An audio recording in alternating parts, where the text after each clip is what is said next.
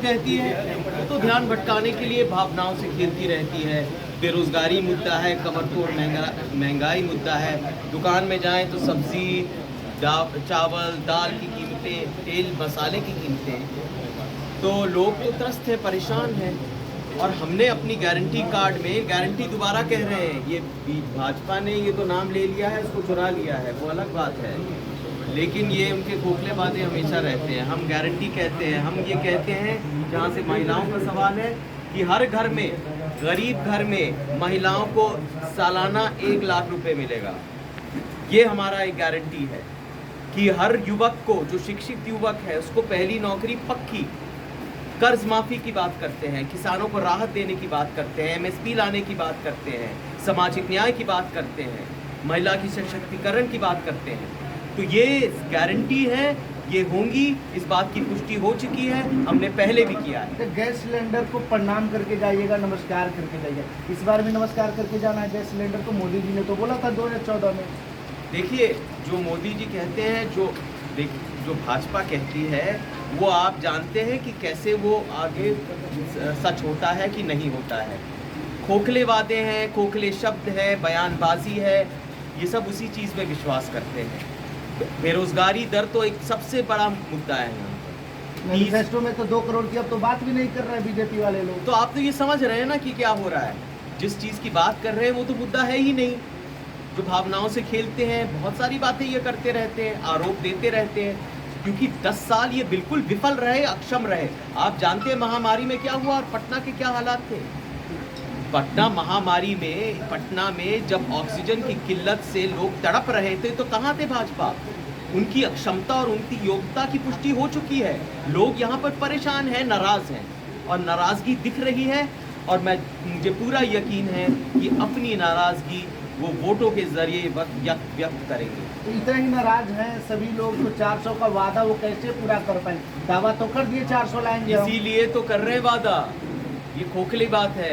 वादा तभी किया जाता है, ऐसे ऐसे वादे इतने गुरूर में, इतने घमंड में, जब वो जानते हैं कि वो कितने संकट में पड़े हुए हैं, कितने दबाव में हैं, कि कितनी नाराजगी है। वादा वो करें, लेकिन आप जानते हैं कि और वादों की तरह ये भी एक खोखला वादा है। अच्छा, एक सबसे बड़ा सवाल है, मोदी तक आ जा रहे हैं अपने संसद के प्रचार प्रसार में जिताने के लिए, लेकिन राहुल गांधी को पूरा विश्वास है कि हमारे संसद कॉन्फिडेंस में वो नहीं पहुंच पाए। लेकिन मोदी भी पूर्णिया हो गए, नवादा हो गए, औरंगाबाद हो गए, दरभंगा है, वहाँ तक पहुँच जा रहे अपने संसद को। ठीक है, ये चुनाव है, प्रधानमंत्री हैं, सब जगह घूमे भाई। हमें चुनाव के ही समय बिहार का याद क्यों आता है?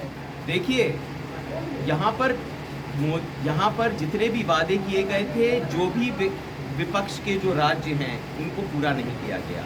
मोदी, मैं पूछना चाहता हूँ कि प्रधानमंत्री जी या कोई और कहाँ था जब बाढ़ आई थी तमिलनाडु में, जब यहाँ पर महामारी थी? और महामारी भी नहीं, जब पटना शहर बारिश की वजह से एक महासमुद्र बन गया था, आप देखते हैं किधर थे वो लोग, कहाँ थे उनकी राहत? जब सुख दुख में लोगों के बीच में नहीं रहेंगे, उनकी मौजूदगी नहीं होगी, तो लोग, जो जनता है वो परेशान होगी, वो अपनी नाराज़गी ज़रूर व्यक्त करेगी। अब घूमें, अब भ्रमण करें भाई, चुनाव है तो उस वक्त करें, लेकिन लोगों का विश्वास कभी न था। एक तरह से हो सकता है भावनाओं से खेलने की वजह से लोग उन पर विश्वास करने लगे। कुछ वक्त तक विश्वास बिल्कुल मिट चुका है, क्योंकि इतनी ज़्यादा आर्थिक विषमताएं हैं, लोग इतने परेशान हैं कि वो करेंगे क्या? वो तो विकल्प ढूंढ रहे हैं। जब रोजगार की बात आती है तो छात्रों पर लाठी बरसाया जाता है, वो लोग जब डिमांड करते हैं नौकरी की। तो देखिए, नौकरी ये देने के उनकी क्षमता है नहीं। जिनकी इतनी नीतियां हैं, वो नौकरी विरुद्ध नीतियां हैं।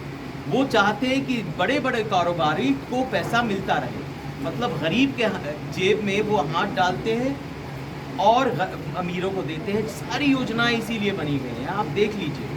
न बेरोजगारी पे उन्होंने कभी भी ध्यान दिया, न महंगाई करने पे ध्यान दिया, पेट्रोल डीजल न कभी कम की। ये तो केंद्र सरकार करती है ना भाई। गैस सिलेंडर की बात ले लीजिए, या फिर दाल, चावल, सब्जी, रोटी, ये जो मूलभूत की जो चीज़ें हैं, जो आम ज़रूरत की चीज़ें हैं, लोग इतने परेशान हैं, इतनी कमर तोड़ महंगाई है कि लोग करेंगे क्या? निवेश हो नहीं रहा है, उत्पादन है नहीं, सारी फैक्ट्रियां ठप हैं, लोगों की जेब में पैसे जा नहीं रहे क्योंकि नौकरियां नहीं है। नौकरी नहीं है, पैसे नहीं है, तो मांग भी ठप है। अरे मांग होती है, मांग इंजन होता है। अर्थव्यवस्था को पटरी में लाने का। अर्थव्यवस्था बिल्कुल बर्बाद हो चुकी है और इस सरकार ने इस अर्थव्यवस्था की बर्बादी का संचालन किया है। जो उद्योग थे वो भी बंद हो गए बिहार के लोगों को रोजगार कैसे मिलेगा? मजदूर लोग बाहर जाते हैं रोजगार करने। यही तो समस्या है। यहाँ पर कभी ध्यान नहीं दिया गया कि उत्पादन कैसे बढ़ाएं, यहाँ पर उद्योग कैसे लाएं।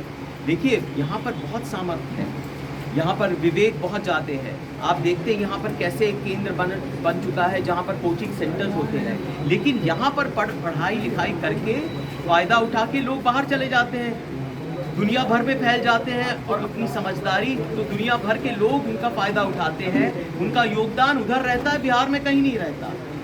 हम ये चाहते हैं कि यहाँ का जो सामर्थ्य है, यहाँ का जो विवेक है, जो लोगों की एक तरह से योग्यता है वो यहीं रहे और बिहार के योगदान में वो एक तरह से उनका दायित्व बने और यहीं पर वो रहे। एक सबसे जरूरी सवाल, मनमोहन सिंह जी पिछले 5 साल में जब प्रधानमंत्री थे 125 बार प्रेस कॉन्फ्रेंस किए थे और मोदी जी 10 सालों में एक बार भी नहीं कहते प्रेस कॉन्फ्रेंस में। वो अपनी मन की बात तो कह लेते हैं, लेकिन बाकी लोगों की मन की बात कौन सुनेगा?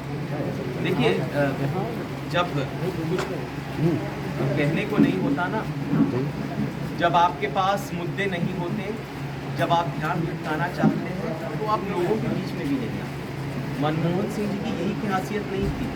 यूपीए के ध्यान दीजिए, MNREGA स्कीम यूपीए लाई थी और उसी MNREGA का मजाक उड़ाया गया था संसद में और महामारी के वक्त वही MNREGA काम आई।